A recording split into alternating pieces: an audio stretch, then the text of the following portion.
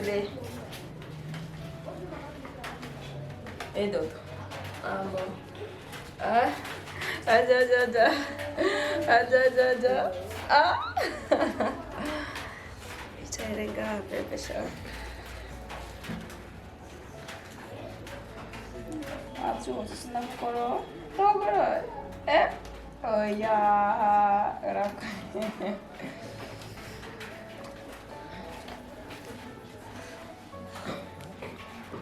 Kina Maya rero. Kina Maya nawe como. Pare.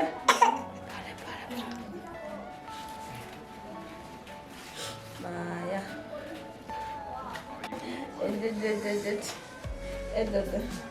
Epa. Amba. Ah. Oh ya, kwengani izisohora irisi. Aje sinzi nkunda gutwera. Twengani. Sis. Aja. Era mama, da mama si byiza. Si byiza.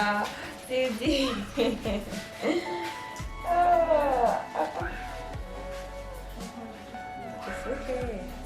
Arakanya secho. Ufuke.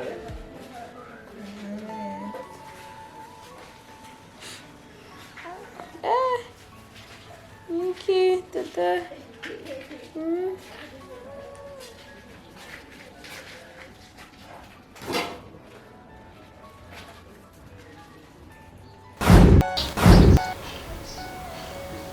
Sheri, ngiye kugenda ariko ngira ndaguha isezerano ritamanyuka. Sheri, ndagukunda. Nk'ubu buzima ndimo na nyuma y'ubuzima ntazondimo, ntikizombuza kugukunda. Sheri, ngira ndagusezerano, isezerano ritazigira rimanyuka.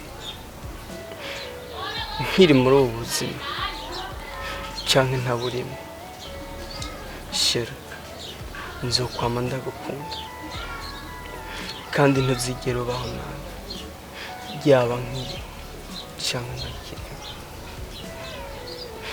Sheri, ndagusezerano nzokwama umutima wanjye. Sheri, iri ni isezerano ntazigera ndeka, yaba nk'iyo cyangwa ntakiri.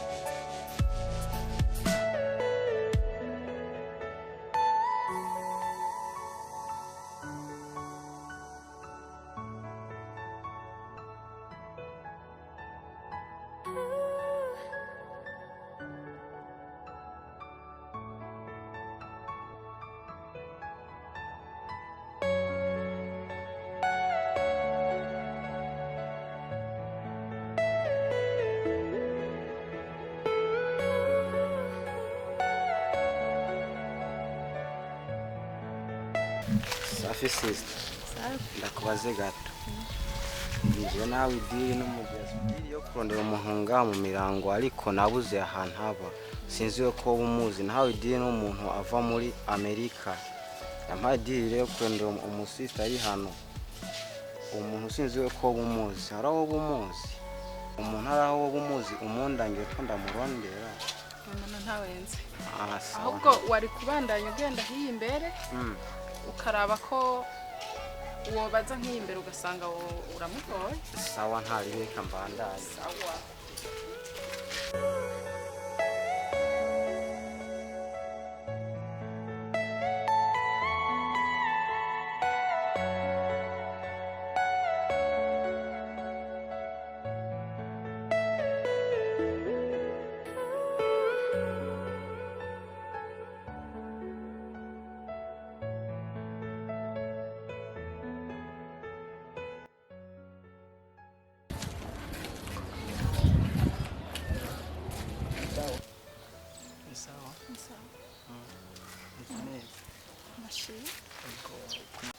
Ni umuntu wo mu diaspora yaraje aheruka kuva muri Amerika rero ari yino rero yampaye idiri kararondera umukobwa yitwa Anna. Anna? Yitwa Anna. Urafite ifoto yiwe? Ifoto ndayifise. Reka ndakwereke.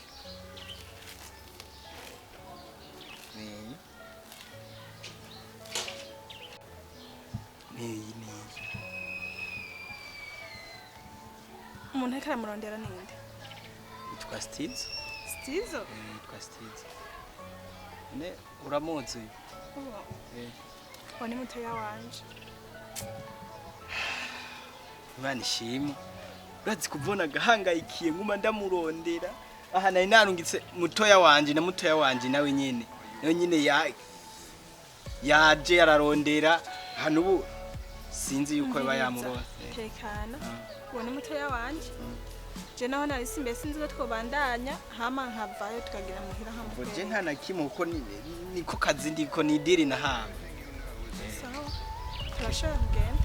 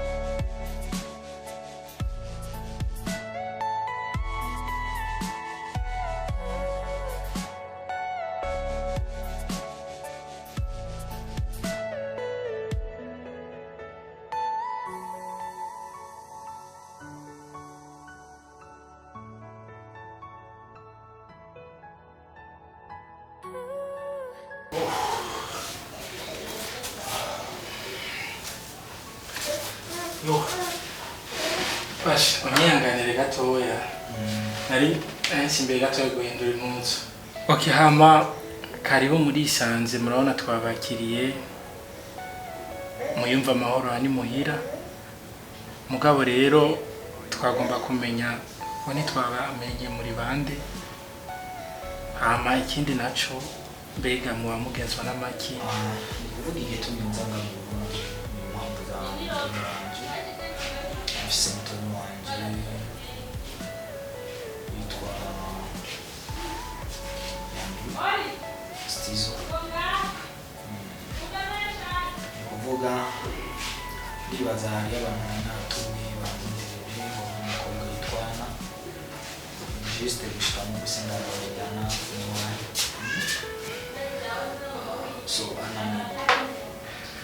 so twebwe ngahanye sanze kuvukana n'abakobwa babiri kingabarije ndi musaza wa mukuru mugabo umukuru wewe yaranose akazi ubonye akorera mu ntara za ruguru ntiyasanzwe akora ariko ibakwe tugize anawewe turi kumwe ngaha akaba ari uwo ubibona mu maso ya mbere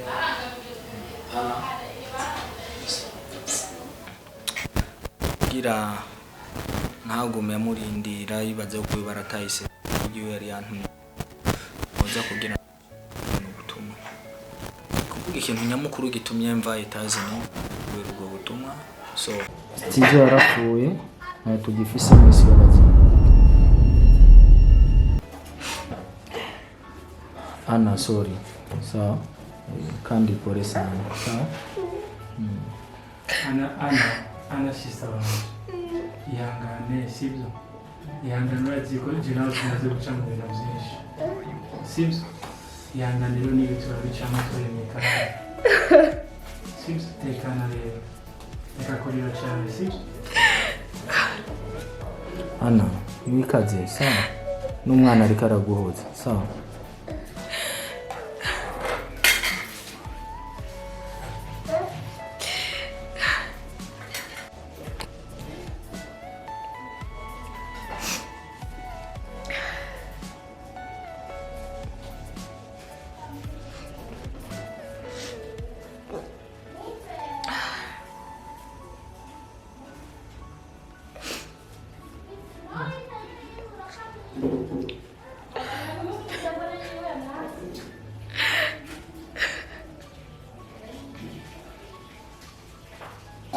Ana pole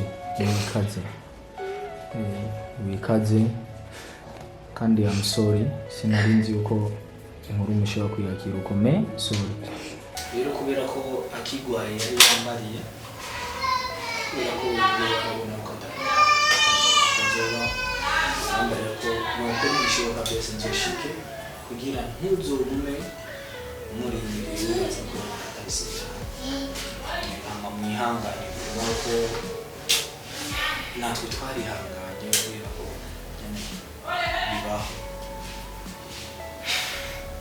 hama hanini icyari gitumye nza cyari icyo sinzi ko nishobora kuma okay hama tutarandiriye cyane ngo tuje muri birebire rwose urabona yuko jewe kenshi majambo yose baravuga musanze nakubwira ati jewe nakuye mu gahunda icyatumye rero jewe ntangara rwose nuko mwene wanyu Stizo yasize ateye inda mushikanje Ana sitamuteye inda ivyo je ko tigeze bimbare uko nukuri kucihishije na gatonya kuko n'umwana ubona ari ngaha niwe mwana wa Stizo none kuri uyu nkuru ndamvise umenganisha atigeze bimbarira Ana nivyo kubera iki yamishije ibintu so basi yatuma mbarira uko ariko ndashobora kubitahura kubera ko kumbarira ati grand frère ndamuvye Isezerana ndetse ndamisezerana kunegerezwa kuza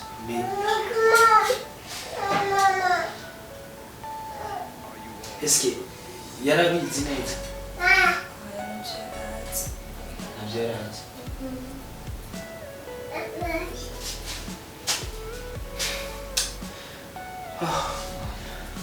ariko Imana ishimwe so Imana ishimwe cyane ndaryohewe ndibaza na mama ashobora kubyakira kuko nari nzi ko mutoni wanje yoba yagiye kongera ariko witwa mwana Dodo Bo isa nawe ko irarasa na stizo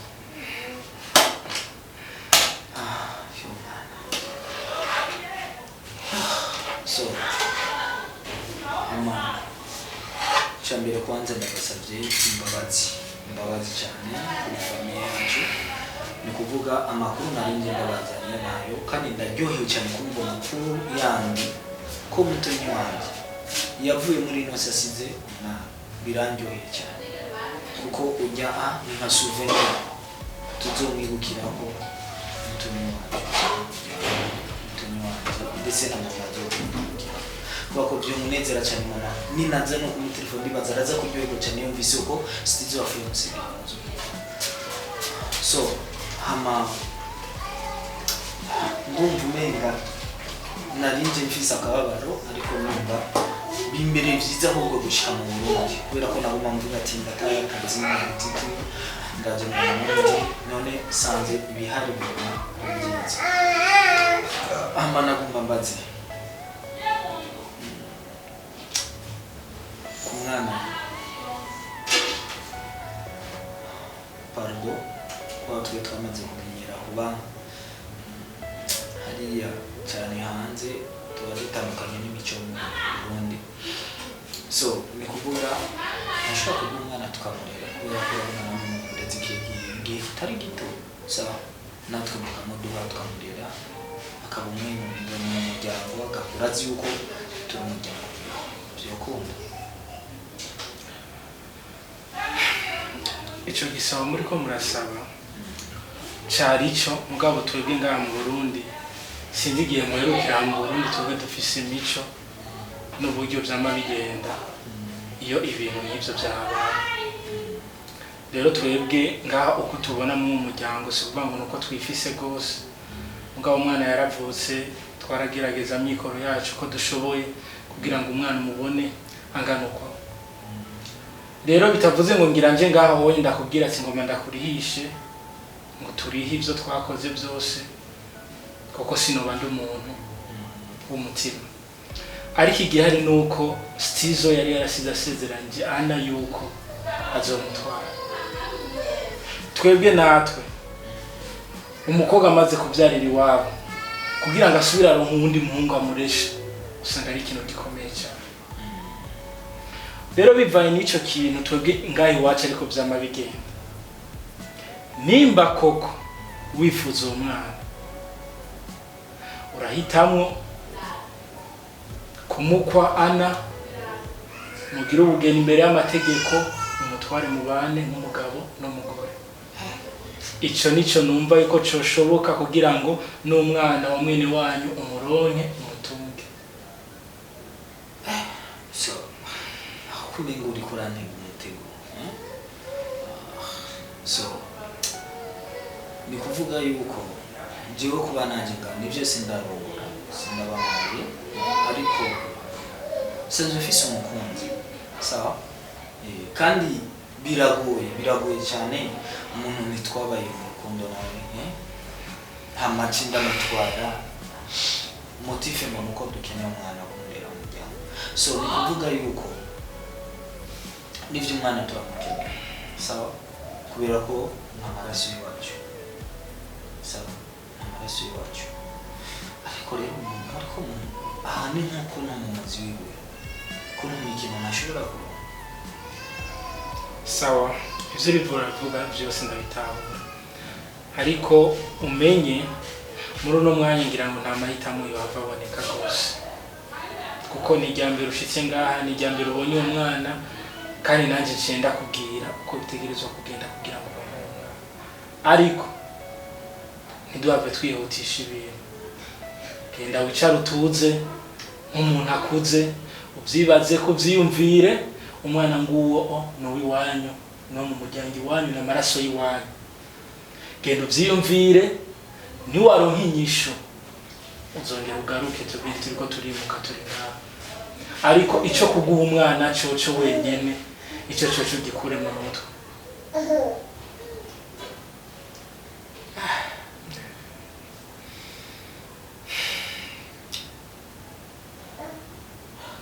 so basi turashobora kubaza nyina umwana tukumva icyumviro hano so please ndabasabye sibyo basi mwashobora kumpa basi ibindi bintu munsabe basi ibindi bintu nyamba ari dépense yose mwakoze kuva umwana avuka ageraho mubinsabe basi ndi ready gutanga buri kimwe ariko icyo kintu kiragoye uno mwanya ntakintu mva no gusaba kenzi byo twakoze kandi nta mwana nashobora kuguha biratahutse kureba mwana sinashobora kumuguha umwana aronka umwana aracankeneye mu bisanzwe nimba ukeneye umwana sinumva ko notanga umwana ntibishoboka so ntacyo reka ngende ndabyumvire ko so navuga so nari nje nibaze uko ntazomara igihe kinini ariko ndabona ndashobora kumara igihe kinini ndashobora gusaba kwanza konje mu kazi ndongera ikiringo kubera ko ndabona hari ibibazo tumaze kwigana umubyeyi hano tuza kubahimisha sawa nta kibazo mugire urugendo rwiza